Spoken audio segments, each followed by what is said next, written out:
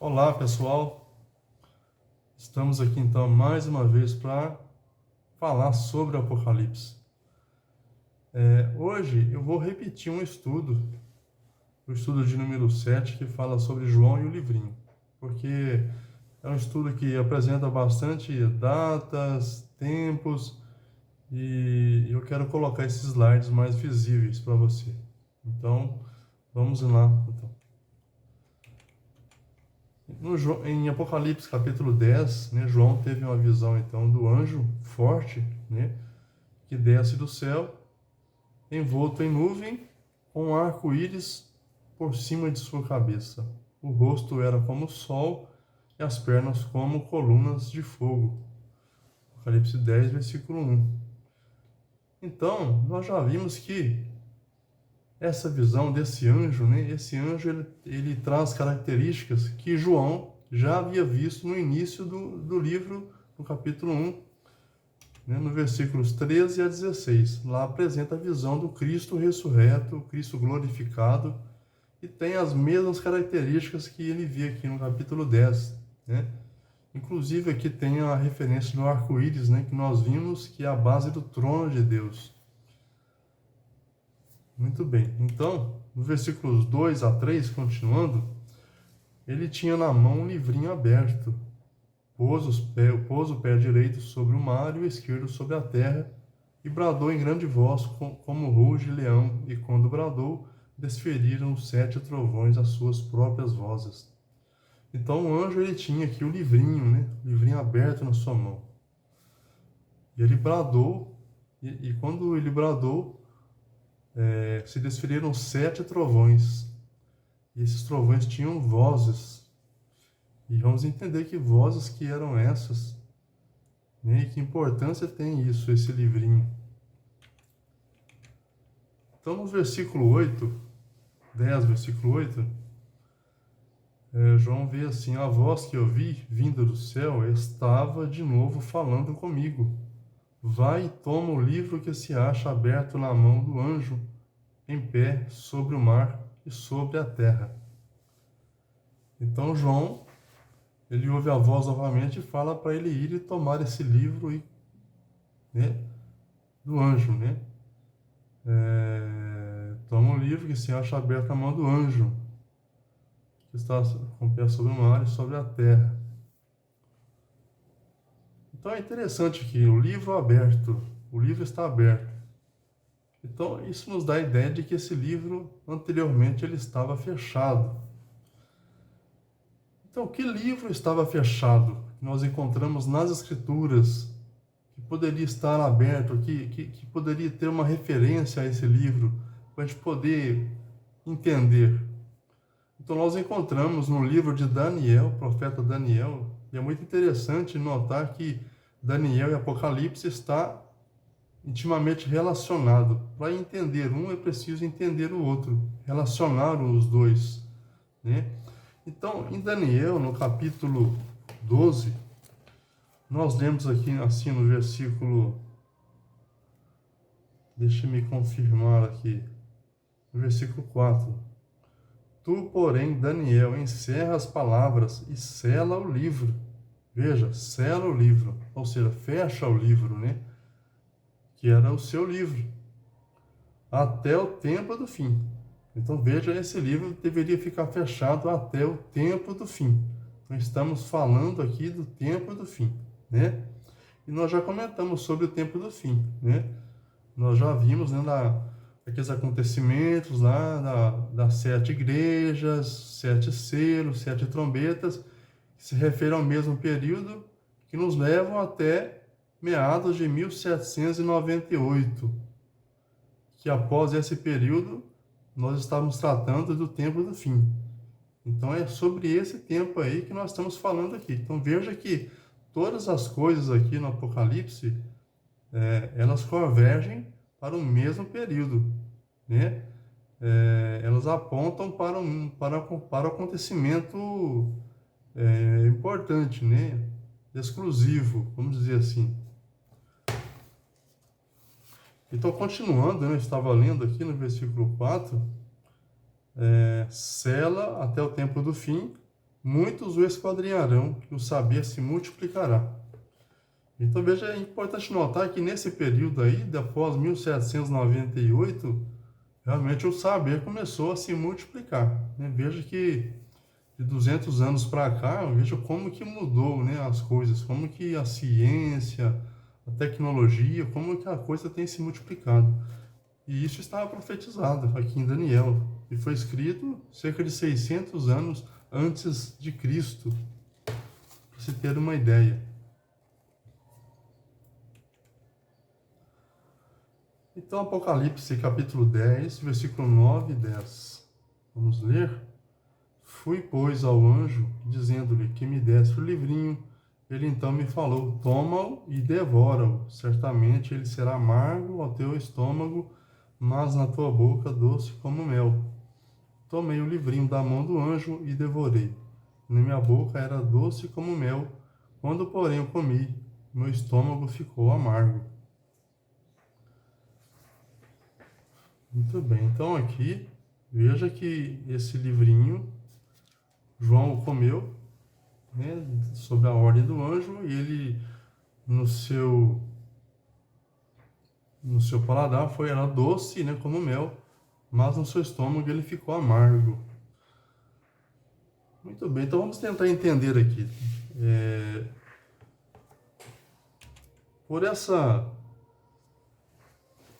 Nesse meados, então, aí de 1798, nesse período, né, que nos conduziu até esse período, né, aí as profecias, houve um homem chamado Guilherme Miller.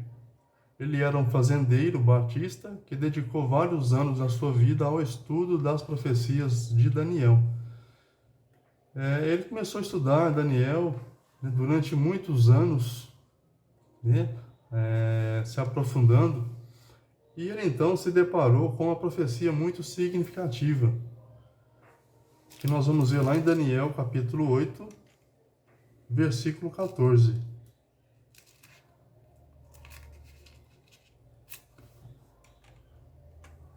Eu vou achar aqui, que é importante a gente ler esse texto. Você pode ler na sua Bíblia, Daniel 8, 14.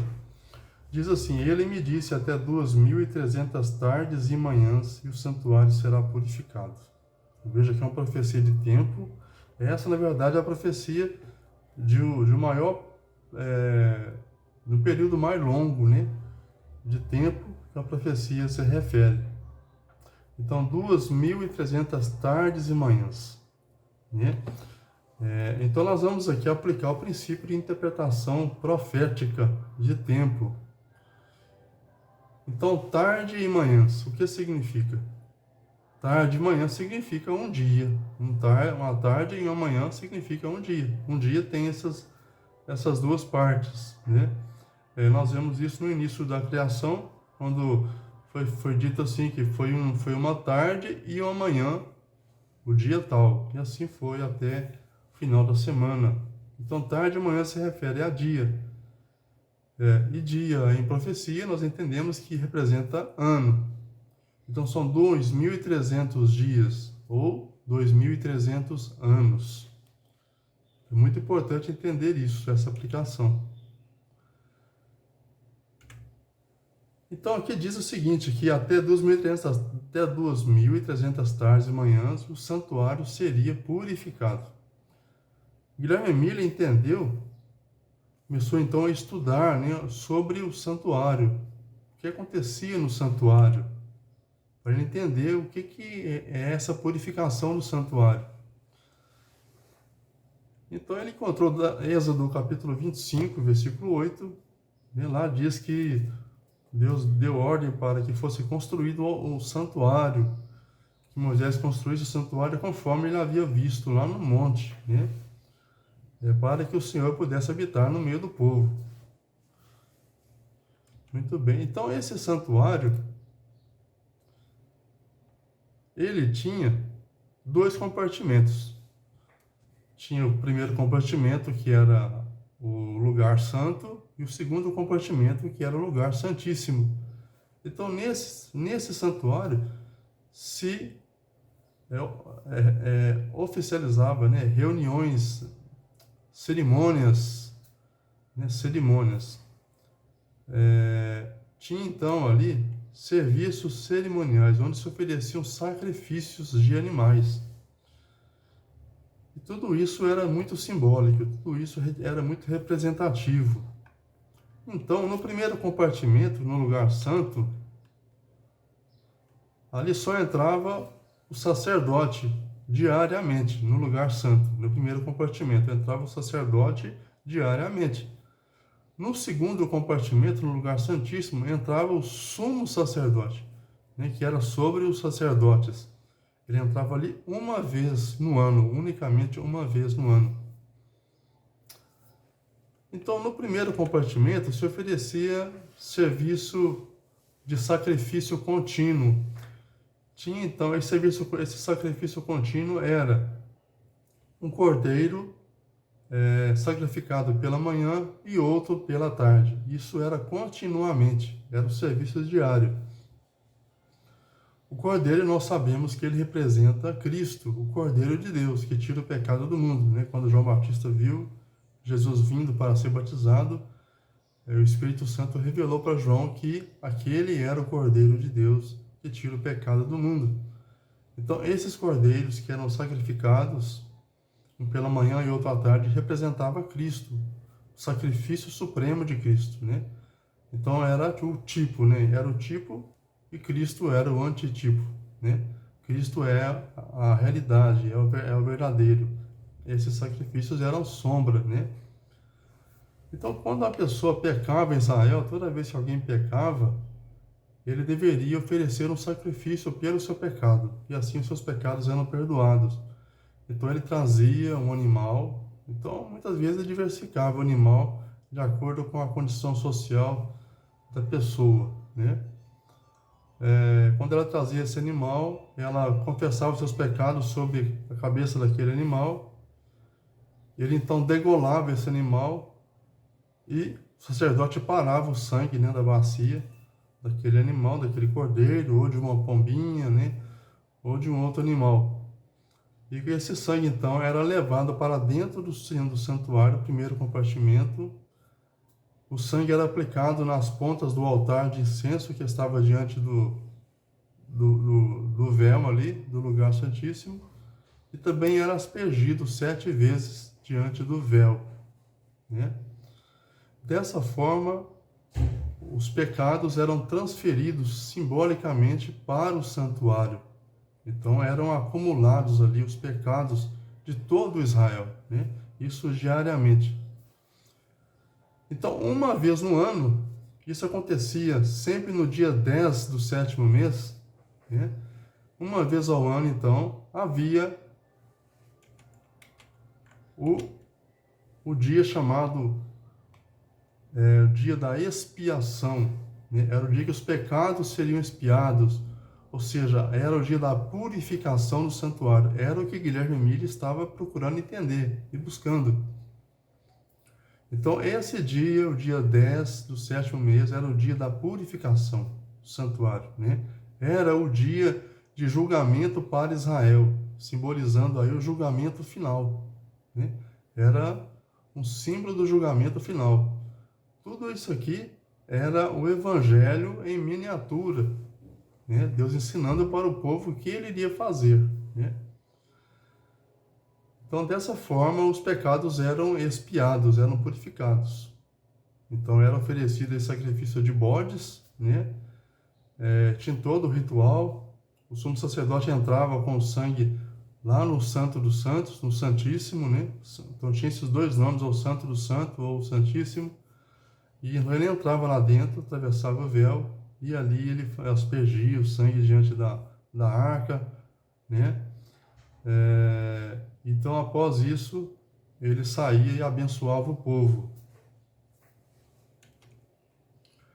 Então, Guilherme Mille entendeu o que significava a purificação do santuário. Então, ele também entendeu que a purificação do santuário, né, como nós vimos, significava a bênção aí de Deus, ou seja, a volta de Jesus. Ele entendeu que seria a volta de Jesus e que o povo seria então levado para o céu nessa data.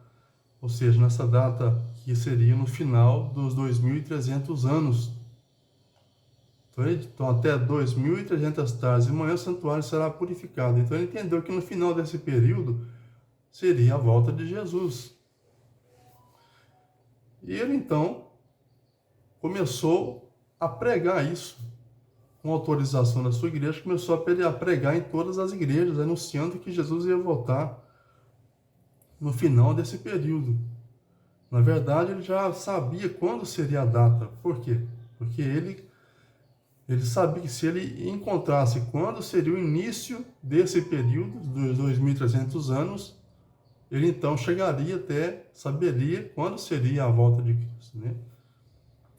Bom, então ele começou a estudar e entender quando foi que começou a contar esse período. Então ele encontrou Daniel capítulo 9. Nós encontramos a resposta para isso. Então vamos lá, Daniel capítulo 9, no versículo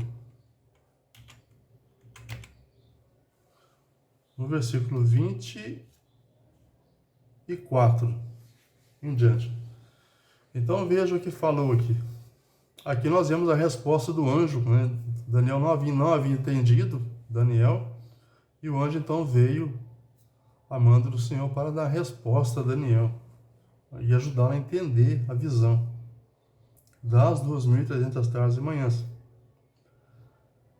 Então ele disse: 70 semanas estão determinadas sobre o teu povo e sobre a tua santa cidade para fazer cessar a transgressão, para dar fim aos pecados, para expiar a iniquidade, para trazer a justiça eterna, para selar a visão e a profecia e para ungir o santo dos santos.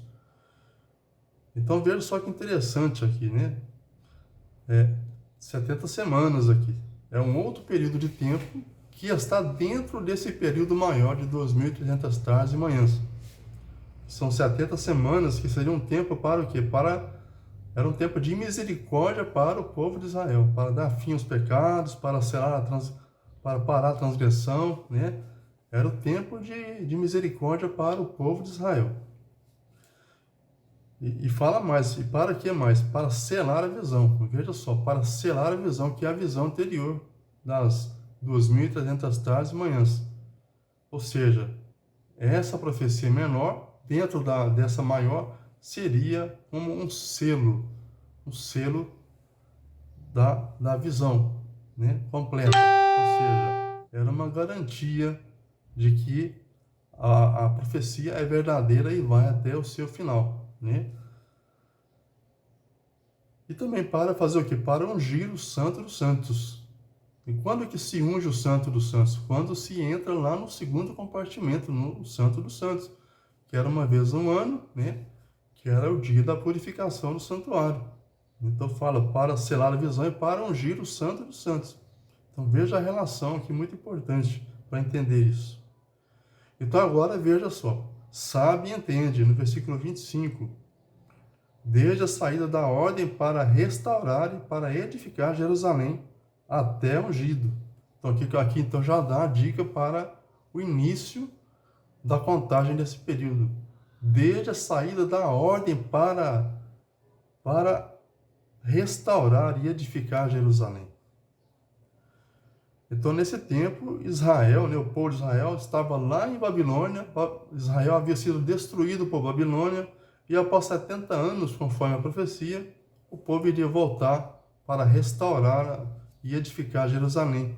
E quando que foi dada essa ordem para restaurar, né, para que o povo pudesse vir e começar a construção? Essa ordem foi dada, Guilherme entendeu então pelos escritos, né, pelas enciclopédias, que no ano 457 foi dada a ordem pelo rei Artaxerxes, rei da Pérsia, no ano 457. Então os judeus voltaram e começaram a reconstruir os muros, né, em Jerusalém. E veja, até ungido ao príncipe, então que vai dando período de tempo. Então veja, desde a saída da ordem até ungido o príncipe, começa a contar 7 semanas e 62 semanas As praças e as circunvalações se reedificarão, mas em tempos angustiosos. Então começa a contar 7 semanas. Aqui nós vamos ver aqui o gráfico. No ano 457, 7 semanas. 7 semanas vezes 7 dá 49 dias. Então são 49 anos. E vai até o ano 408 a.C. Exatamente o período que se levou para reconstruir os muros de Jerusalém, né, e toda a cidade. 50 anos. Né? Então aqui está 49 anos, são 7 semanas. E depois, 62 semanas até ungido, um príncipe. Ou seja, então 62 semanas vezes 7 vai dar 434 anos, que vai nos levar até o ano 27 depois de Cristo, e que fala até ungido.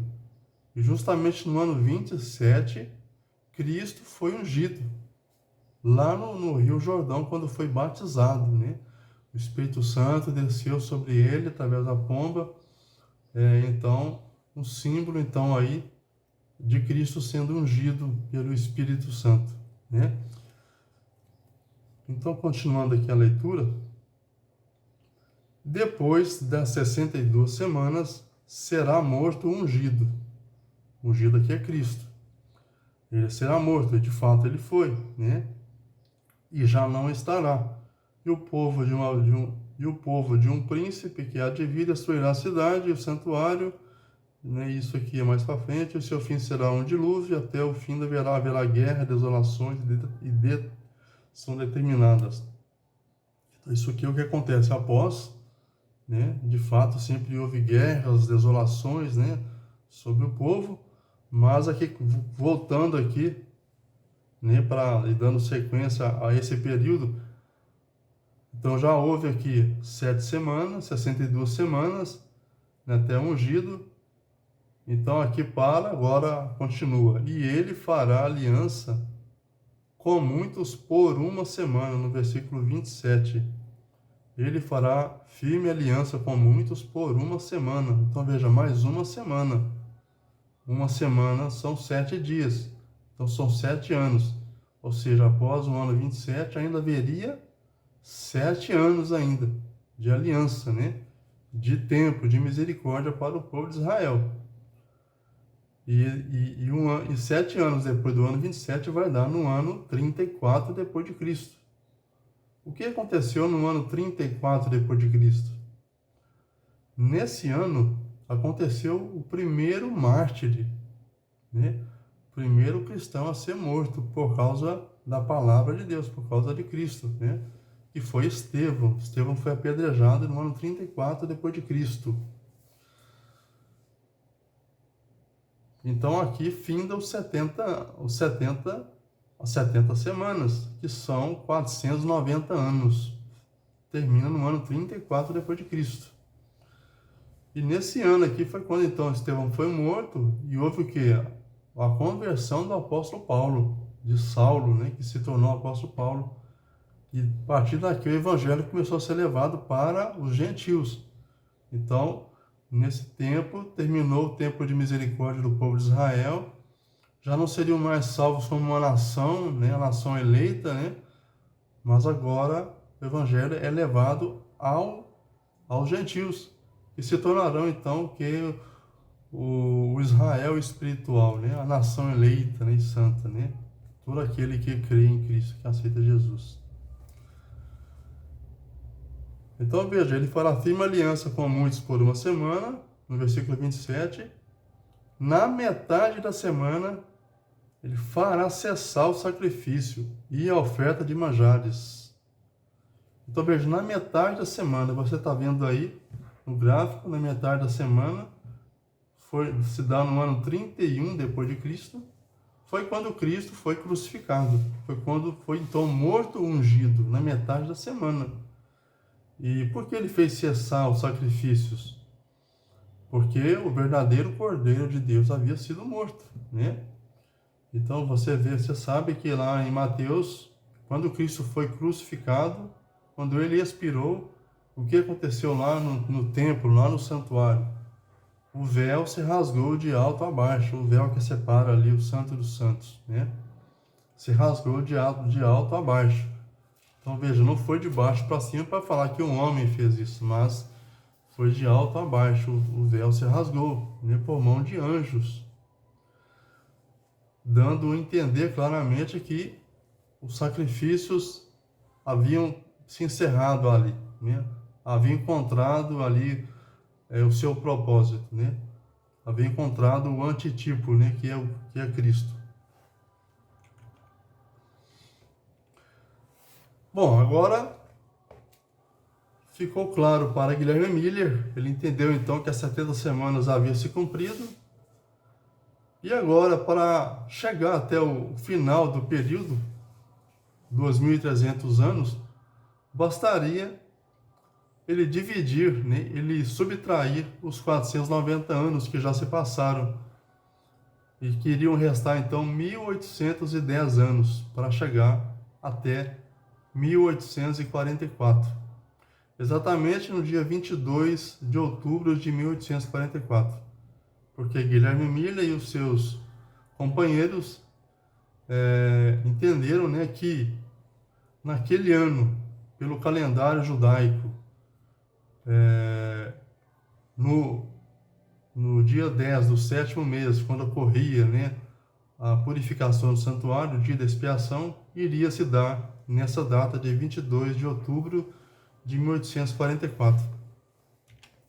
Então, Guilherme Miller e seus companheiros, né, e milhares de pessoas que haviam se unido ao movimento em todo o mundo, né, inclusive não apenas Guilherme Miller, mas em outros lugares da Europa, também se levantou muitos pregadores que entenderam também que aconteceria alguma coisa muito especial nessa data, né, e começaram a pregar. Então se levantou um grande movimento.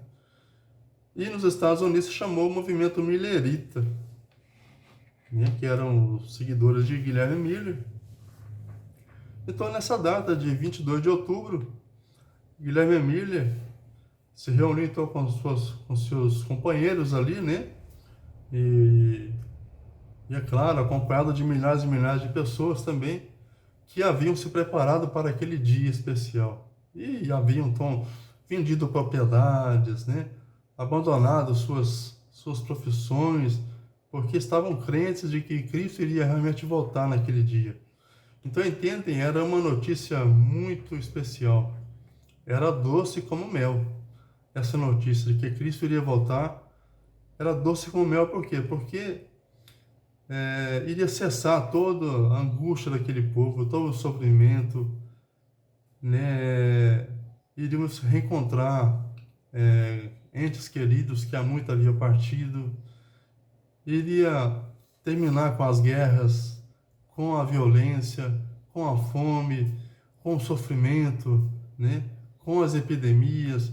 Então o povo estava muito feliz, muito esperançoso, sabiam que agora iriam finalmente poder estar com o Senhor para sempre, poder ir para o paraíso que Cristo havia ido preparar, né? Pois ele disse: eu vou preparar-vos lugar, e quando eu for e vos preparar lugar, eu virei novamente, virei outra vez, e quando eu virei outra vez, vos receberei para mim mesmo, para que onde eu estou estejais vós também. Está lá em João capítulo 14, versículos de 1 a 3. Mas nós sabemos que Cristo não veio nessa data, né? Então esse é conhecido como o dia do grande desapontamento, né? Desapontamento, porque Cristo não veio. Então aquilo que era doce como mel se tornou amargo no ventre daqueles que haviam abandonado tudo, haviam se entregado de corpo e alma, né, àquela interpretação, mas Cristo não veio. Então se tornou amargo, né, amargo no seu ventre.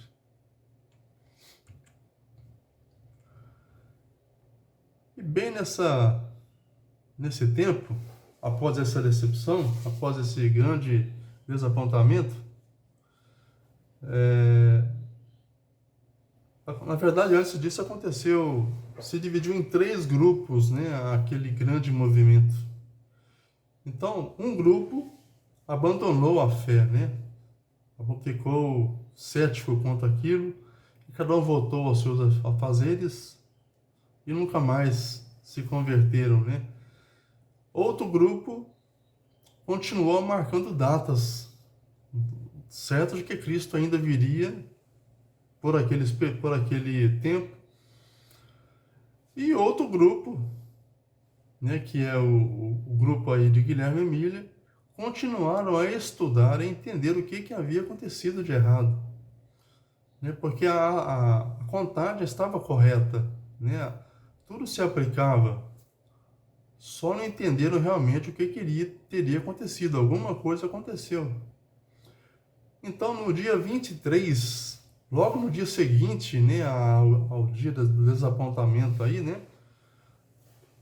Logo no dia seguinte, no dia 23 de outubro de 1844, Irã Edson, que era um dos líderes ali também do movimento, né, os companheiros de Guilherme Emília, ele estava indo em meio a um milharal para visitar uma família para confortá-los acerca daquela decepção, né?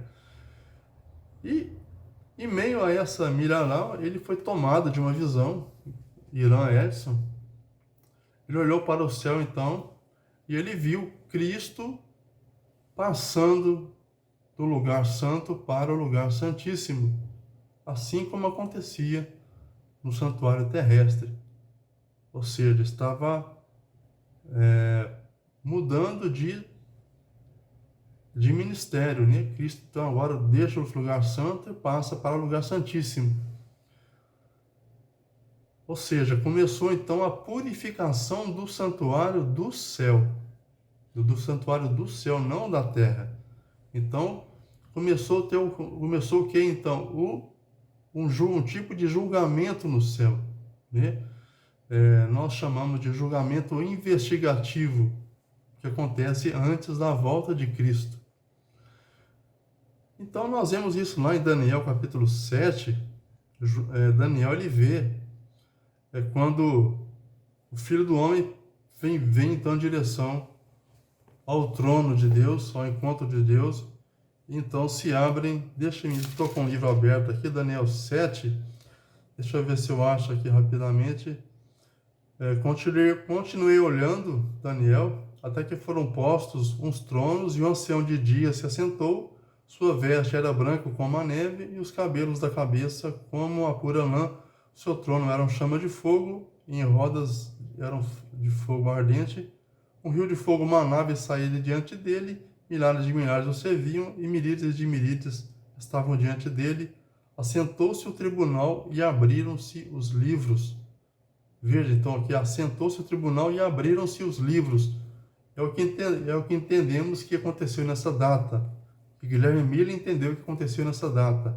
Começou um julgamento no céu. Os livros começaram a ser abertos e casos começaram a ser investigados, desde o primeiro mártir, que foi Abel, né, até os nossos dias. Então, nossos nomes estão sendo passados no céu, investigar o caso de cada um. Então, nós estamos num tipo de juízo investigativo, desde 1844. Aqui fala, eu estava olhando nas minhas visões da noite, e eis que vinha com as nuvens do céu, um como o Filho do Homem, e dirigiu-se ao ancião de dias, e o fizeram chegar até ele. E foi-lhe dado domínio e glória, e o reino, para que os povos e nações e homens de todas as línguas o servissem. O seu domínio é domínio eterno, que não passará, e o seu reino jamais será destruído. Então veja, quando se abriram-se os livros aí, Daniel ele viu um como Filho do Homem. Filho do Homem nós sabemos que se refere a Cristo, como Filho do Homem, dirigiu-se ao ancião de dias. Então, ele entendeu então que isso que aconteceu, né? E Irã Edson teve essa visão de Cristo passando do santo para o santíssimo e dando início ao julgamento no céu. Então, desde 1844, entende-se que estamos em juízo, né? Ou seja, na purificação do santuário, que é típico do que acontecia no santuário terrestre, né? Então, da mesma forma como acontecia no santuário terrestre, também acontece no santuário do céu. Então, no versículo 11, Daniel, Apocalipse, capítulo 10, versículo 11, fala assim: então me disseram, é necessário que ainda profetizes a respeito de muitos povos, nações, línguas e reis. Então, após esse desapontamento, após essa notícia que se tornou amarga, né, no ventre, então foi dito isso para esse povo: é necessário que ainda profetizes a respeito de muitos povos, nações, línguas e reis. Ou seja, aquele grupo, aquele movimento milerita, eles deveriam continuar naquela pregação de que Jesus havia de vir. Então essa era a mensagem que eles continuaram dando, né? Jesus não veio, mas ele haveria de vir, né? Ele há de vir.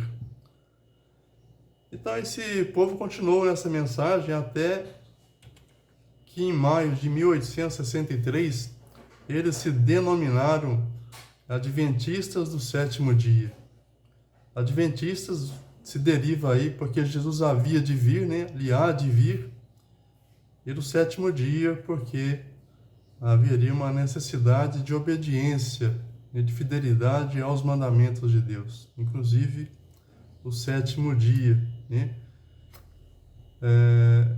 Então é interessante notar que o movimento que surgiu nesse período, quando se inicia o tempo do fim, após aí Cristo se iniciar o julgamento no céu, o juízo investigativo, é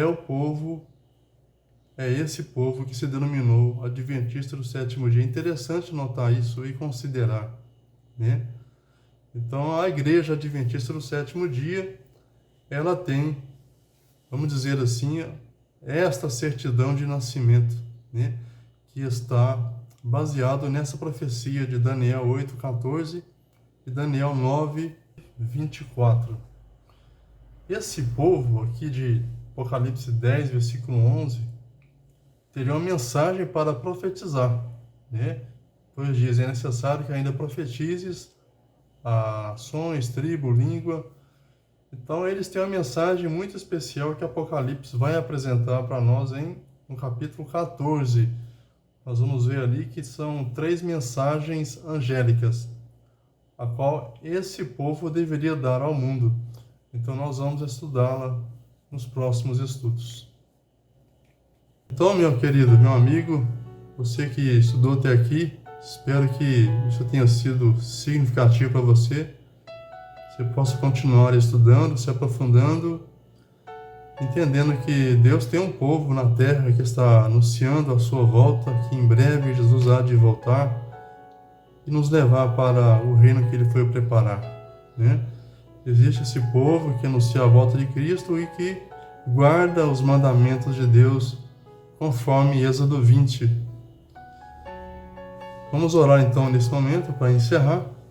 Que Deus possa te abençoar mais uma vez.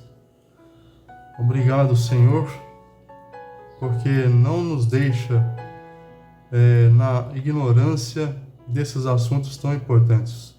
Obrigado porque, através do Apocalipse e de Daniel, o Senhor revela e revelou os teus caminhos e que está adiante de todas as coisas, preparando esse grande dia em que o Senhor voltará e receberá o teu povo. Nos abençoe, nos ajude a nos preparar a entender a tua palavra, em nome de Jesus. Amém.